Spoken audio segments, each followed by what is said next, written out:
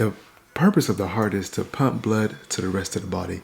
And after the body has used up the oxygen in that blood, it actually gets pumped back into the lungs where it gets more oxygen, sends to the heart can send it back to the rest of the body.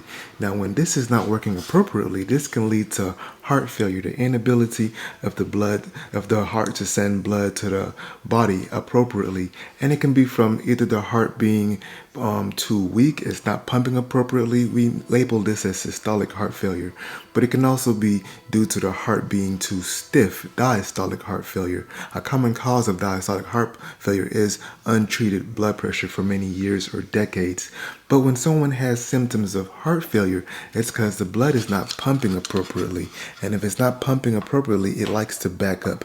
It can back up into the lungs, causing shortness of breath or a cough. A lot of people who lay flat have to sit up and gasp for air. It can go into the legs, causing leg swelling or pitting edema. It can go into the stomach, causing weight gain or early satiety, where you get full very quickly. So if someone has symptoms of heart failure, we have to figure out, is it due to a pumping function? Is it due to a relaxation something issue? Is there something else that's causing this?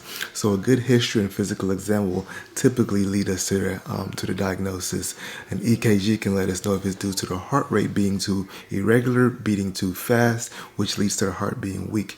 If you have a strong family history, if you have the risk factors for heart disease, including diabetes, hypertension, you can potentially have plaque buildup in the heart arteries, which led to the heart failure. If you have a long history of high blood pressure, this can potentially lead to heart failure. So heart failure is a diagnosis where the heart is not sending blood appropriately to the organs. Our job as your medical provider is to figure out why.